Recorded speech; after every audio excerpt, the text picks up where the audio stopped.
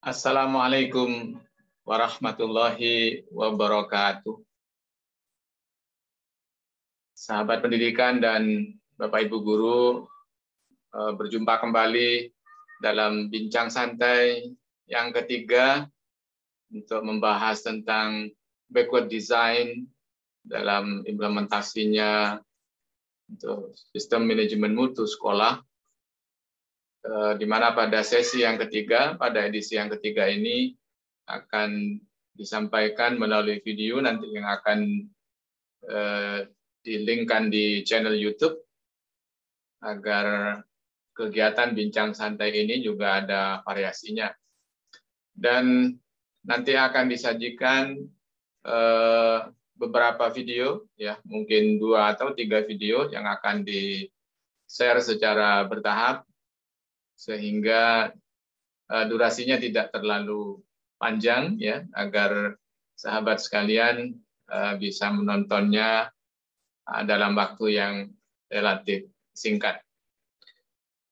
Pada kesempatan ini saya akan melanjutkan apa yang kemarin sudah dijelaskan pada sesi yang kedua, yaitu seputar bagaimana kita menentukan tujuan akhir. Ada 3 hal yang harus diperhatikan. Untuk itu, saya mohon izin untuk share screen.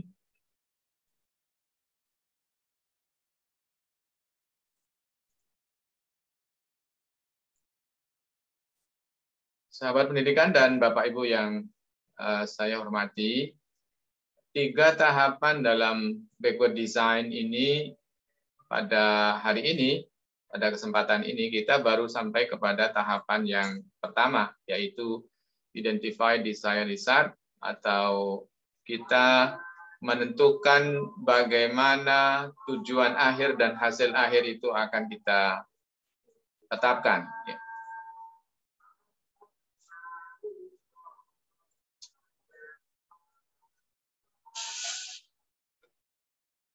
Bapak Ibu sekalian dan sahabat pendidikan yang saya hormati, di sesi ketiga ini pada tanggal 19 September 2022 bertepatan dengan 22 Safar tahun 1444 Hijriah. Saya mengulang sedikit tentang 3 tahapan backward design. Di stage yang pertama yaitu identify desired result, di mana di sini ada 3 cara, ada 3 hal yang harus diperhatikan.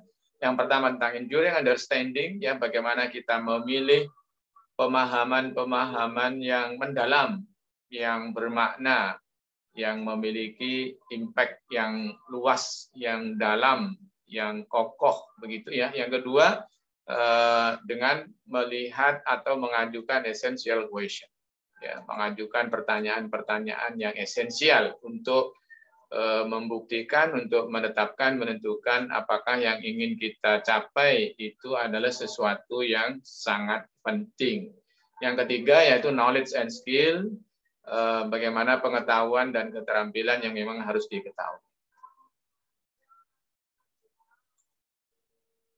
Sahabat pendidikan yang saya hormati, kemarin sudah saya jelaskan bahwa 3 hal yang harus diperhatikan dalam menetapkan tujuan akhir itu, ya nanti juga akan berpengaruh, ya akan berhubungan secara langsung dengan asesmen yang akan kita lakukan, dengan asesmen yang kita pilih.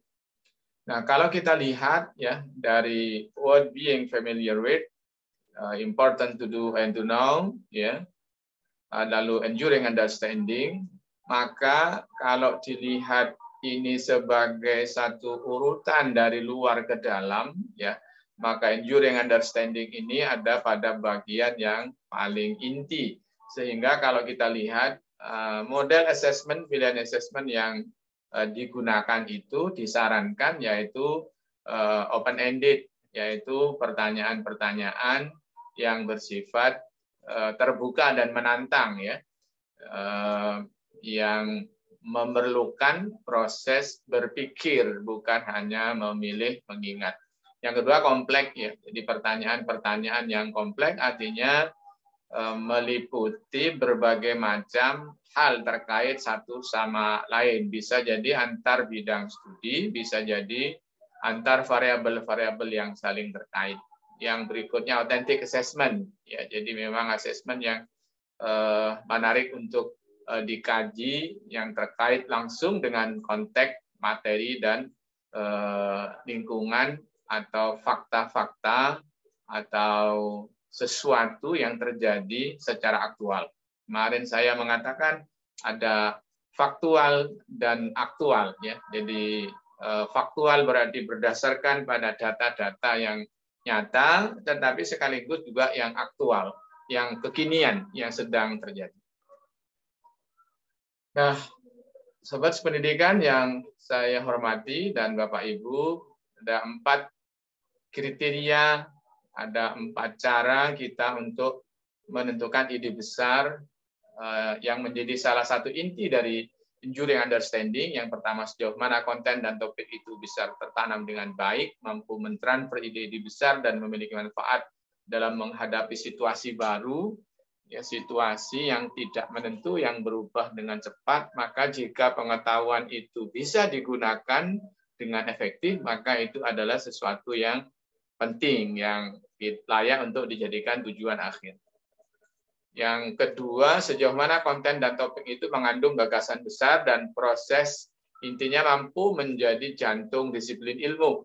Ya, jadi apakah tujuan akhir yang kita pilih itu memang jantung ilmu, jantung itu menggerakkan, artinya bahwa dengan kompetensi tujuan akhir yang kita pilih itu, yang pada mulanya seseorang itu bersifat pasif di dalam menerima info pengetahuan, lalu dengan yang dimiliki itu, yang sudah dipelajari itu dapat membangkitkan kinerja.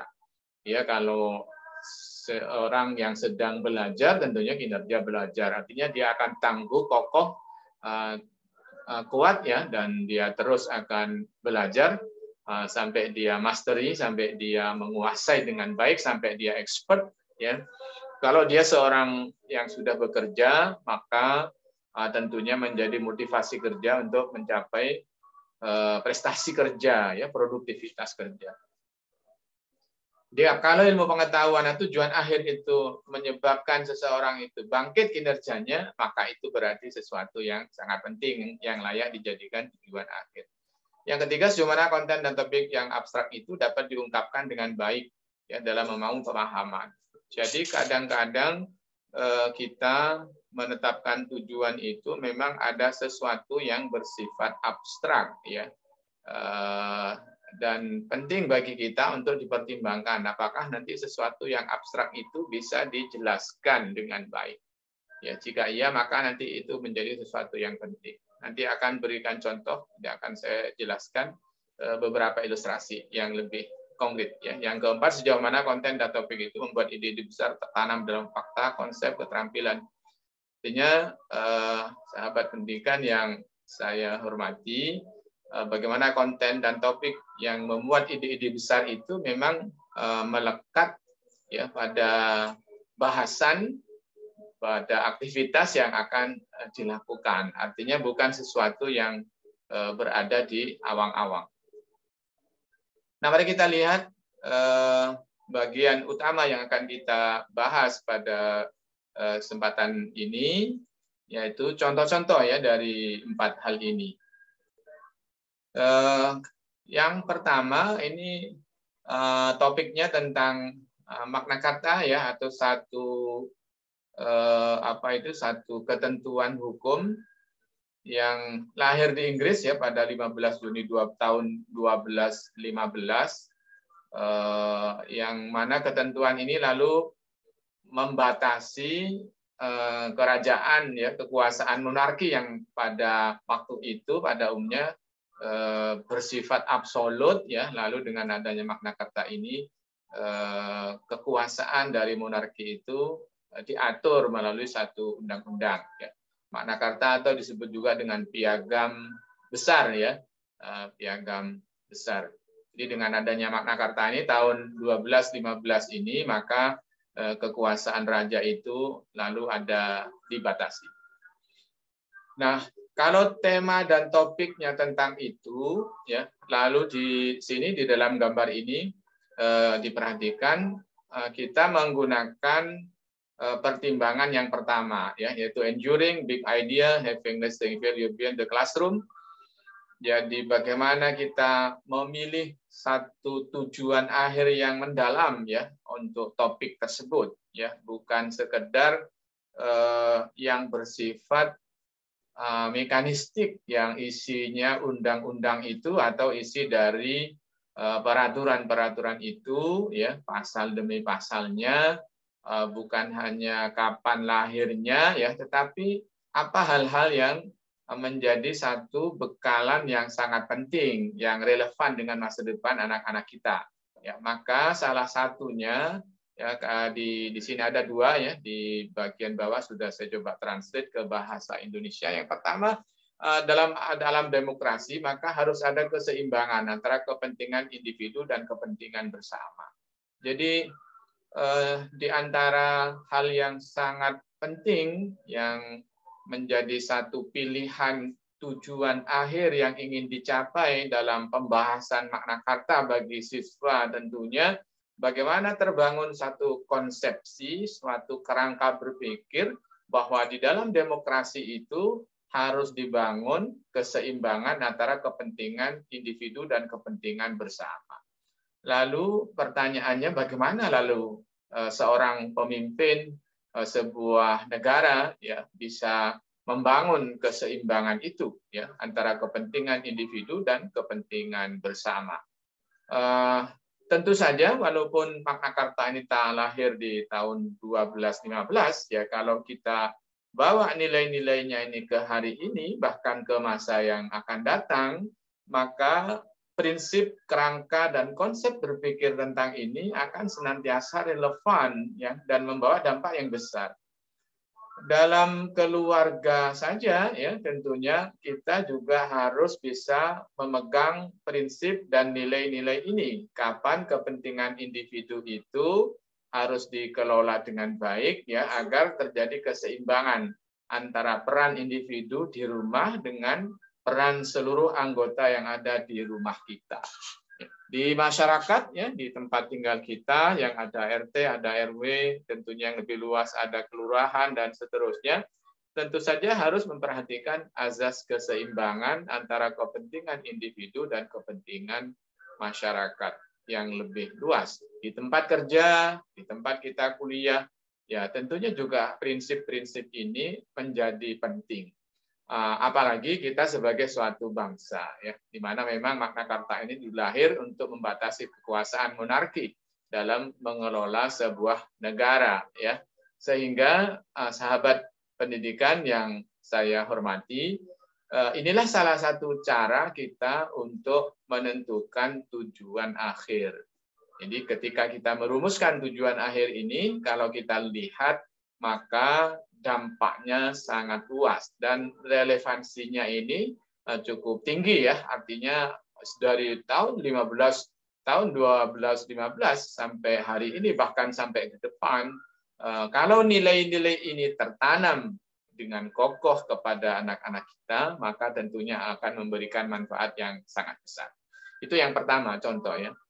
Yang kedua, bahwa penting, ya, penting bagi sebuah negara adanya konstitusi yang tertulis yang membatasi kekuasaan pemerintah. Jadi ini ada dua kata kunci. Yang pertama yaitu pentingnya konstitusi yang tertulis yang bertujuan apa? Untuk membatasi kekuasaan pemerintah. Sahabat pendidikan dan Bapak Ibu sekalian yang saya hormati, kalau kita lihat, ya, di dalam kehidupan kita berbangsa dan bernegara khususnya di Indonesia sekarang ini, senantiasa perundang-undangan ini mengalami sebuah dinamika, ya, satu perubahan-perubahan yang pada dasarnya untuk mengatur kehidupan ini agar mencapai kehidupan yang lebih baik. Memang ini karena dulu lahir di alam kerajaan, ya, di tahun 1215 itu, maka salah satunya ini mengangkat tentang pembatasan kekuasaan pemerintah yang sebelumnya itu bersifat mutlak. Ya. Nah, kalau misalnya kita mau modifikasi ya kepada keadaan sekarang khususnya di Indonesia, maka tentunya akan lebih bagus ya, akan lebih bagus.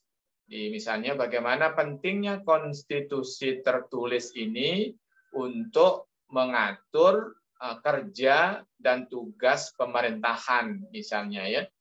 Seperti yang sekarang sedang hangat dibahas yaitu rancangan undang-undang sistem pendidikan nasional ya. Bagaimana rancangan undang-undang itu disusun untuk mengatur kinerja pemerintah khususnya di bidang pendidikan agar menjadi jelas capaiannya, agar menjadi jelas targetnya, agar menjadi jelas hak dan kewajiban pemerintah dan hak dan kewajiban dari rakyat ya sebagai bagian dari pemerintahan ini. Nah, ini kalau kita lihat teman-teman sekalian, sahabat pendidikan dan Bapak Ibu, merumuskan tujuan akhir, memilih tujuan akhir ini tentunya dengan mempertimbangkan kebutuhan siswa, ekosistem di mana pendidikan ini berlangsung ya. Kalau kita karena di Indonesia maka tentunya dengan memperhatikan kebutuhan anak-anak kita dan kebutuhan bangsa Indonesia.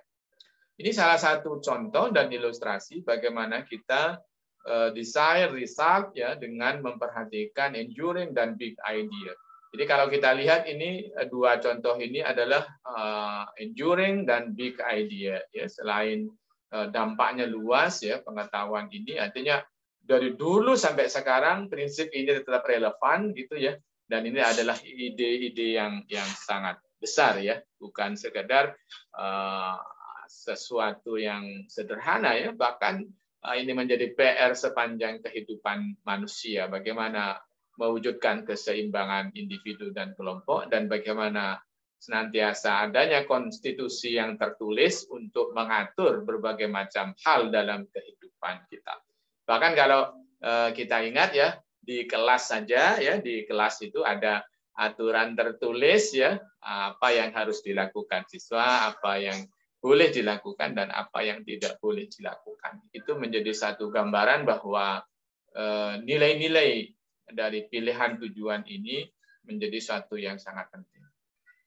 Nah, yang kedua, sahabat pendidikan dan Bapak Ibu guru yang saya hormati, ini kalau kita lihat temanya Interdisciplinary Unit on Apple ya. Jadi ini berkaitan dengan interdisipliner ya. Bagaimana kita memilih tujuan akhir itu tentang sesuatu yang tidak hanya tunggal soliter pada satu ilmu pengetahuan, tetapi dia melibatkan banyak ilmu pengetahuan. Ya, selain contoh ini juga memperhatikan juga aspek enduring big idea. Ini kalau tadi satu yang diperhatikan ini dua. Ya. Ada aspek enduringnya dan juga ada aspek abstrak ya. Ini yang ketiga tadi ya. Jadi ini mengandung nilai-nilai atau konsep dan pengetahuan yang abstrak, ada counterintuitif dan ya kadang-kadang karena abstrak ini sulit dibayangkan dan itu menyebabkan salah memahaminya ya. Nah, lalu bagaimana kita memilih tujuan itu dan bagaimana kita merumuskan tujuan akhir itu agar bisa dipahami dengan baik ya. Yang pertama ini contohnya ya. Bagaimana makhluk hidup bisa tumbuh dan berubah setiap waktu ya. Jadi Bapak Ibu dan sahabat pendidikan yang saya hormati, kalau kita lihat ya makhluk hidup tumbuh dan berubah setiap waktu itu faktor variabelnya pasti tidak tunggal ya, banyak hal yang mempengaruhi ya, baik perilaku alam itu sendiri maupun perilaku manusia yang ada di sekitar lingkungan itu ya. Dan perilaku alam sendiri juga sangat bermacam-macam ya, sehingga disinilah pengetahuan ini kita yakini ya menjadi sesuatu yang sangat penting karena makhluk hidup tumbuh dan berubah setiap waktu itu ya akan berlangsung dari dulu, hari ini, dan sampai masa yang akan datang. Tetapi Bapak Ibu sekalian, beda dengan yang tadi. Kalau tadi misalnya ya bagaimana kekuasaan itu dengan aturan tertulis, maka kekuasaan itu dibatasi ya. Jadi itu aturan tertulisnya ada, kekuasaan diatur itu bisa dilihat ya, bisa dilihat. Keseimbangan antara kepentingan individu dan kepentingan bersama itu juga bisa dilihat. Tetapi kalau kita melihat ini bagaimana makhluk hidup tumbuh dan berubah setiap waktu, mungkin yang hari ini bisa dilihat, tetapi bagaimana besok lagi, ya, bagaimana tahun depan, itu sesuatu yang masih abstrak. Ya. Tetapi ini juga memberikan satu hal yang sangat penting karena ini adalah satu fakta, satu konsep, satu keadaan yang memang akan terjadi begini terus dan ini yang berpengaruh terhadap kehidupan manusia. Maka keadaan yang berubah dari makhluk hidup dari hari ini, dari waktu ke waktu itu lalu dipilih menjadi satu tujuan. Sesuatu yang harus dikuasai oleh murid-murid kita, ya, sesuatu yang harus diketahui. Ya, kalau misalnya beberapa waktu lalu sempat ada perdebatan, diskusi ya di Indonesia bahwa apakah Indonesia ini 5, 10 tahun, 20 tahun lagi masih ada begitu ya. Itu lalu menjadi satu polemik ya, perbedaan pandangan, tetapi itulah salah satu contoh bagaimana salah satu konteks ya, kajian ya satu analisis ya terhadap apa yang terjadi di Indonesia di masa lalu, di hari ini, dan apa yang terjadi kira-kira yang akan datang. Kenapa? Karena berbagai macam perubahan. Ya.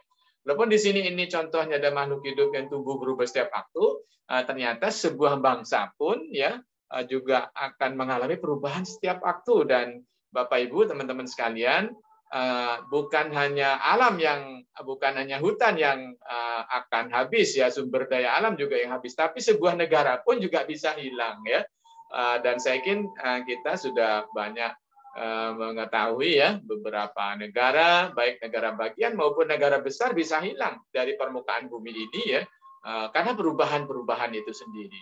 Nah, cara pandang dan cara memilih tujuan akhir yang seperti ini, walaupun ini sangat penting, tapi juga ada aspek-aspek abstraknya. Kadang-kadang juga counterintuitif itu kita kadang-kadang nggak membayangkan gitu ya, sehingga mungkin bisa terjadi misunderstanding nanti ya, miskonsepsi pemahaman karena apa iya misalnya negara itu akan hilang misalnya, ternyata terbukti ya ada sebuah negara, baik negara bagian, beberapa negara bagian maupun negara yang besar juga hilang. Ya. Ini contoh. Yang kedua ya bahwa masa panen itu pada umumnya dirayakan oleh banyak budaya. Ini kan tentunya menjadi satu yang sangat penting ya, bahwa kenapa demikian, karena mementingkan bahwa panen raya itu ternyata atau masa panen itu atau panen raya yang sering terjadi juga di Indonesia itu tidak hanya di Indonesia dirayakan, tapi di banyak negara itu juga dirayakan ya. Ada kegiatan-kegiatan budaya yang melakukan ya kegiatan-kegiatan perayaan itu ya, dan ini lalu menimbulkan satu gagasan penting bagi kita bahwa anak-anak kita harus tahu tentang itu. Kenapa demikian? Karena jangan sampai nanti nilai-nilai budaya yang sangat penting ini menjadi hilang ya, atau kadang-kadang karena di Indonesia ini kan dikenalnya sebagai negara agraris ya pada mulanya, walaupun sekarang mungkin mengalami pergeseran sedikit-sedikit, lalu mungkin ada anak-anak kita yang merasa kurang senang barangkali ya di dunia pertanian, yang menyebabkan nanti nilai-nilai itu hilang. Padahal panen raya atau merayakan masa-masa panen itu dilakukan di hampir semua, di banyak negara. Ya, ini penting bagi anak-anak kita. Ya. Yang ketiga, sumber daya alam satu wilayah mempengaruhi perekonomian dan gaya hidup penduduknya. Ya. Ini kan tujuan-tujuan akhir yang harus dikuasai, bahwa sumber daya alam ya yang ada di satu daerah, di satu wilayah tentunya sangat mempengaruhi gaya hidup penduduknya, mempengaruhi kondisi ekonomi penduduknya, sehingga anak-anak kita menyadari bagaimana mengelola sumber daya yang ada, ya bagaimana meningkatkan produktivitas, peran manfaat dari sumber daya yang ada, ya yang dimiliki agar dapat meningkatkan produktivitas nilai-nilai ekonominya sehingga dapat memperbaiki kehidupan masyarakatnya. Di Indonesia ini sangat kaya ya, kadang-kadang mata pelajaran kita ini tekstual ya, ada di mata pelajaran tapi kurang kontekstual. Tujuan yang seperti ini harapannya dapat menyadarkan anak-anak kita bahwa sumber daya alam yang sangat kaya dari Sabang sampai Merauke itu akan menentukan masa depan bangsa Indonesia dari sudut pandang ekonomi maupun gaya hidupnya. Sahabat pendidikan dan Bapak Ibu guru yang saya hormati, ini yang ketiga topiknya tentang satir ya, ini berarti bidang sastra. Ini salah satu pertanyaan yang di sini yang memilih pertimbangan itu abstrak dan big idea yang melekat kepada ilmu itu sendiri, bahwa penulis salah satu pertanyaan yang bisa dikembangkan, salah satu ide target akhir yang harus dicapai itu bahwa seorang penulis tidak selalu mengungkapkan dengan jelas apa maksud tulisan yang dibuat dan maksud dari apa yang diungkapkan. Jadi apa yang ditulis itu maksudnya itu tersembunyi, dan apa yang diungkapkan itu maksudnya juga tersembunyi. Inilah yang harus ditangkap, yang harus menjadi tujuan akhir ketika anak-anak itu belajar tentang satir, ya, tentang satir. Satir upaya untuk mengekspos dan mencemooh moral atau amoralitas dan kebodohan publik atau politik melalui ironi, sarkasme, atau yang melebih-lebihkan. Jadi satir tidak hanya mengolok-olok orang lain, tetapi ini merupakan bahwa satir itu memang dalam rangka menyampaikan pesan, ya, terjadinya penyimpangan moral dan kebodohan itu dengan sindiran-sindiran yang kasar, ya, dan sindiran-sindiran yang memang terkesan berlebih, ya, berlebih-lebihan. Inilah sarkasme itu sendiri. Nah, yang keempat yaitu topiknya design scientific methods, ya. Ini menggunakan empat-empatnya, ya, mempertimbangkan empat-empatnya. Misalnya tujuan yang ingin dicapai itu pengetahuan ilmiah itu berkembang melalui proses investigasi yang cermat, ya, yang cermat. Jadi ilmu pengetahuan yang berkembang ini pada umumnya itu merupakan hasil riset, hasil investigasi, hasil penelitian-penelitian yang cermat. Contoh yang paling hangat misalnya bagaimana vaksin merah putih, ya, yang dikembangkan di Indonesia yang sampai hari ini juga belum dipublish, ya, tentunya itu melalui satu proses tahapan-tahapan yang cermat agar apa? Agar nanti produknya itu tidak gagal dan agar produknya itu betul-betul memberikan manfaat. Ini adalah tujuan-tujuan akhir dari dunia ilmiah. Misalnya salah satunya itu bagaimana produk-produk ilmiah itu, ya, diyakini sebagai sesuatu yang baik dan benar sehingga tidak terjadi keraguan-raguan dan lain-lain. Yang kedua, misalnya metode ilmiah sengaja mengisolasi dan mengontrol variabel utama. Maksudnya itu bahwa harus ditanamkan kepada anak-anak kita bahwa dalam metode ilmiah itu ada variabel yang dikontrol, ada faktor-faktor yang dikontrol. Artinya seringkali misalnya kalau satu obat, satu produk misalnya, ya, itu kan selalu ada dampak, ada efek sampingnya. Nah, efek sampingnya itu dikontrol agar efek samping itu tidak berbahaya. Komposisi dari bahan misalnya, ya, itu juga dikontrol. Dalam penelitian saintifik di dunia teknologi juga demikian, ya. Setiap produk yang merupakan hasil kajian di bidang teknologi selalu ada kelemahan-kelemahannya tentunya, ya. Namun kelemahan-kelemahan itu dikontrol agar tidak mengganggu. Nah, Bapak Ibu sekalian dan sahabat pendidikan yang saya hormati, lalu bagaimana kalau kita misalnya menyusun target akhir dari satu pembelajaran yang ada di kelas, yang ada di sekolah? Nanti akan saya jelaskan di pertemuan berikutnya yang lebih detail. Contoh-contoh yang saya sampaikan ini saya ambil langsung dari referensi aslinya, ya, agar kita memahami dulu konsep dan apa yang dimaui oleh penulis. Di video berikutnya nanti akan saya berikan contoh yang nyata saya ambilkan dari capaian pembelajaran di kurikulum Merdeka. Terima kasih, mohon maaf. Wallahul muwaffiq ila aqwamit thoriq. Wassalamualaikum warahmatullahi wabarakatuh.